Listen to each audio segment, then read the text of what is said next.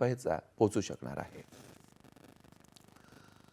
गुरु तेग बहादूर यांनी मानवतेसाठी आणि धर्मरक्षणासाठी आपल्या प्राणांची आहुती दिली असं मुख्यमंत्र्यांनी आज सांगितलं। ते आज नांदेड इथं हिंद दी चादर म्हणजेच 350व्या शहीदी समागम कार्यक्रमात बोलत होते।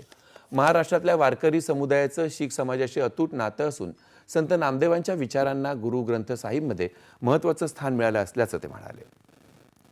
राज्य सरकार शीख समुदायातील 10 गुरूंचे विचार आणि त्यांच्या बलिदानाचा इतिहास प्रत्येक माणसापर्यंत पोहोचवण्याचा प्रयत्न करत असल्याचं त्यांनी अधोरेखित केलं।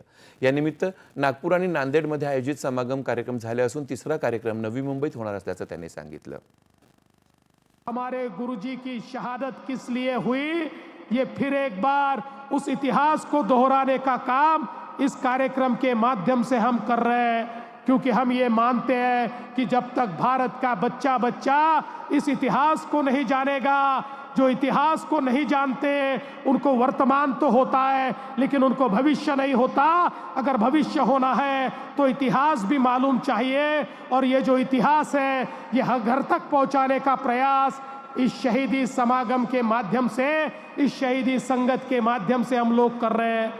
और इसीलिए महाराष्ट्र की सरकार ने यह भी निर्णय किया कि हम लोग हमारे इतिहास के पन्नों में फिर एक बार हमारे 10 गुरुओं का जो इतिहास है, उनकी शहादत का जो इतिहास है, उनके विचारों की जो विरासत है, उनकी वीरता का जो ये आलेख है, ये जन जन तक और बच्चों बच्चों तक पहुंचाएंगे।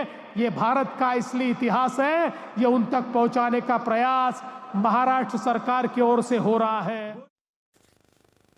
यावेळी उपमुख्यमंत्री अजित पवार, खासदार अशोक चव्हाण, आंध्र प्रदेशचे उपमुख्यमंत्री पवन कल्याणही उपस्थित होते। यानंतरच्या बातम्या काही क्षणातच।